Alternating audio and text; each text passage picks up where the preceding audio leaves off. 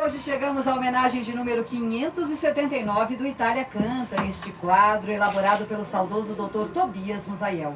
O Itália Canta é uma parceria entre Radiodifusora, Jornal de Jundiaí e Círculo Italiano. A pesquisa histórica é feita pelo nosso companheiro Rolando Giarola e hoje vamos homenagear a família Storani. É um prazer receber a vocês que são da família Storani. Meu bom dia para a Célia Storani Biscaro. Bom dia. Bom dia, prazer estar aqui, o convite, agradecemos imensamente. Prazer também receber a dona Isabel Ruiz Henrich. Bom dia. Bom dia, muito obrigado pelo convite e temos muito prazer em falar da família. Bom dia também para o senhor Egon Henrich. Bom dia para o senhor. Bom dia, estou acompanhando as mulheres da família, que são as mais prestigiadas. Nós vamos contar a história segundo aquele relato que vocês mesmos fizeram pra gente. Então, é uma história que vocês deram os dados.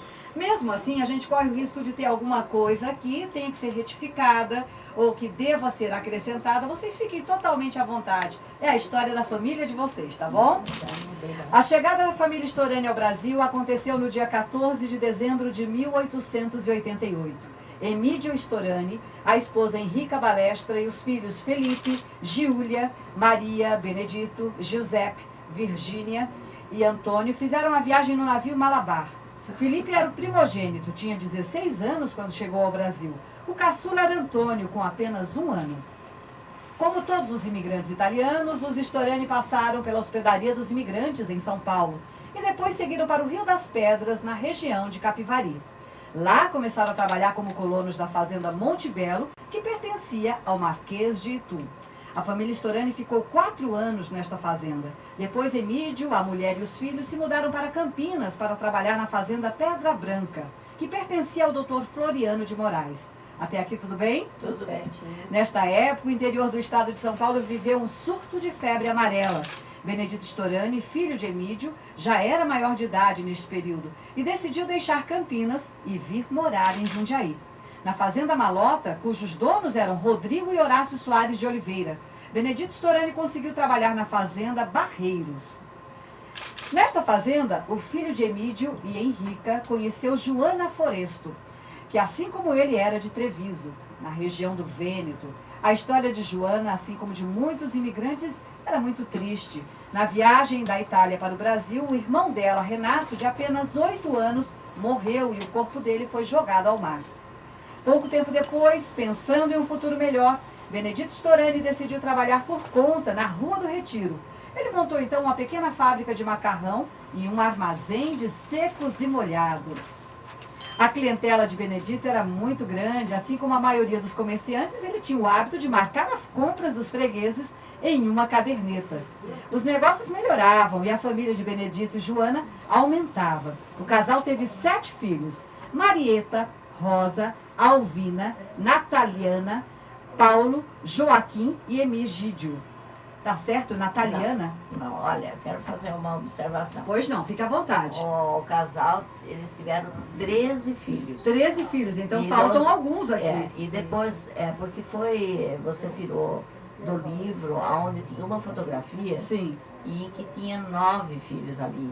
Então, dos 13, eles criaram 11 filhos. Certo. 2 faleceram ainda criança, com problemas de saúde Certo. próprios das crianças. E Mais 11 foram criados 11 e filhos cresceram. foram criados, formados, Que família bonita, grande, hein? constituíram família. E a minha mãe chamava-se Natalina. Que está Natalina. na fotografia. E, Então tem um A a mais, por É, isso que eu quis Natalina. corrigir, Natalina. isso. Bom, continuando com o dinheiro, Benedito foi convencido a comprar a fazenda Bonifácio, que pertencia ao coronel Camilo Antônio de Moraes. A fazenda tinha 130 alqueires e ficava bem no pé da Serra do Japi. No local se plantava café, milho, arroz, frutas e mandioca. Os Storani também criavam porcos e vacas leiteiras. Agora dono de terras, Benedito Storani decidiu vender o armazém de secos e molhados para a família Malpaga. Ele também comprou a fazenda Japi, tornando-se um dos maiores agricultores da região. Preocupado com o futuro dos filhos, Benedito contratou uma professora particular para cuidar dos estudos dos filhos. A professora Valentina morava na própria fazenda. Que maravilha! Então ele também se preocupava com essa orientação, né? Da vida toda. Ele foi muito preocupado depois que... Formação dos filhos, né? Isso, depois que eles se tornaram maiores, aí eles já procuraram escolas em Campinas, São Paulo, aonde internou os jovens Sim. para que tivesse uma formação melhor. Que bom. Em 1949, Benedito contribuiu para a construção do Hospital de Vinhedo. Antes de morrer, ele doou parte da Fazenda Bonifácio para o governo do estado, que construiu no local a Escola Estadual Agrícola Benedito Storani, uma justa homenagem a este imigrante que tanto fez. A escola tem este nome desde 1975 e fica numa área de proteção ambiental. A ETEC, Benedito Storani, Eterno Colégio Agrícola, é uma das escolas melhor conceituadas do estado de São Paulo. Por ela passaram grandes profissionais. Hoje a escola possui 6 cursos técnicos: agricultura familiar, pecuária, turismo, nutrição, alimentos e recursos hídricos. É o único estabelecimento de ensino do Brasil a dar formação técnica da área de recursos hídricos. Nos estúdios hoje nós recebemos a senhora Célia Storani, que é casada com Vinícius Leite Biscaro, com quem tem 3 filhos, Isabel, Henrique e Ruiz. Também nos estúdios a senhora Isabel Storani, que veio de Campinas para participar desta homenagem. Ela é uma das responsáveis pela elaboração do livro que conta a história dos Storani. Nossos agradecimentos também ao engenheiro Joaquim Storani, funcionário da Prefeitura de Jundiaí, que deu um exemplar deste livro para o nosso colega Rolando Giarola. Então, neste livro, nós temos ainda mais detalhes da família de vocês. Vamos conversar agora um pouquinho. O que é que vocês se lembram da infância de vocês, ou da vida em família, do convívio da família Storani? Bom, eu participei muito da presença dos meus avós ainda vivos. Sim. Porque como nós morávamos em Vinhedo nessa época, a gente vinha muito aqui na casa do vô Benedito e da avó Joana. E então a gente viveu muita coisa daquela época e junto com eles. Sim. E o meu avô tinha uma característica, todo mundo respeitava muito, porque ele não era de muita brincadeira, ele era muito sério, mas era um defensor muito grande da família. Sim. Tudo da família tinha que ser perfeito, todos tinham que frequentar a igreja, tinha que estudar, tinha que respeitar a família, os pais, e isso ele levava com muito afinco. E a família era grande, né? E a família era 11 filhos foram grande. criados. Quando tinha reuniões de convívio, assim, de Natal, de Páscoa, não tinha mesa que comportasse tanta gente. Sim, Porque imagina. Era grande demais. E a minha avó tinha muita satisfação em receber todos. Então isso eu estou levando para a minha família, que também já é bastante grande. Nós já somos 36 membros da nossa casa. Que maravilha. São 10 netos, 5 filhos, 10 netos e 10 bisnetos. Que maravilha. Então, isso, a base foi a vida dos meus avós. Nós continuamos. Vocês estão em casa. perpetuando essa grande atenção para com a Muito família. prazer que seja assim. Me diga uma coisa, a senhora disse que ele era uma pessoa muito séria. Agora, quando aconteciam essas reuniões, até porque é típico da família italiana, acaba tendo muita risada, a Isso. convivência permite, a alegria é aflorada, né? Isso. Vocês cantavam, os Olha, pratos, fala um pouquinho dessas grandes Por festas. incrível que pareça, a minha avó era exímia na cozinha. Olha Então, que maravilha. nós tínhamos fartura de muita comida e tal. Mas o meu avô gostava da cultura, ele inclusive cantava em italiano, Que lindo. entende? Ele mesmo? E acompanhava, eles tinham discos, né? E ele então cantava junto, ele tinha isso. E puxava muito que os filhos também tivessem a parte cultural. E então as filhas foram aprender piano. Aliás, ele mandou vir o piano da Alemanha. Sim. Quando veio o material, eles tinham uma indústria de tecido em Vinhedo. E quando veio o equipamento da fábrica, né, que seriam as máquinas para a fábrica de tecido, lá veio também o piano e móveis que ele trouxe diretamente da Alemanha para equipar a casa dele. Da família de vocês, hoje é lógico que tem ramificações, mas a casa deste avô ainda existe, não? Não, ela até está no livro. É o colégio agrícola exatamente onde era a casa da fazenda, não? Não, lá do colégio agrícola foi a primeira fazenda dele. Certo. Onde ele tinha uma casa que nos primeiros tempos que ele adquiriu a fazenda, ele morou lá. Certo. E alguns dos filhos nasceram ali.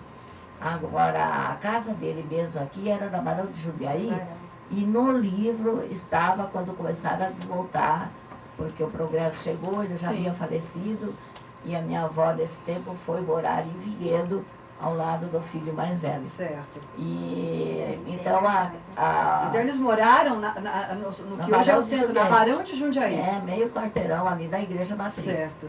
E ali tinha um vasto jardim, era uma casa muito confortável. Ele não se importava muito com luxo, mas importava muito com o conforto. Certo. E ali foi os tempos da minha infância, que tenho gratas recordações. A Célia gostaria de contar alguma coisa que se lembra dessa vida em família? Sim, então, a minha fase, né, um pouco mais para frente, foi na fase de Vinhedo, que aí minha avó morava e, nossa, quantas recordações. A gente sente ainda, né, eu estive na casa dela, né, da Sim. minha avó, e eles preservam até as torneiras, então são coisas que vêm da memória.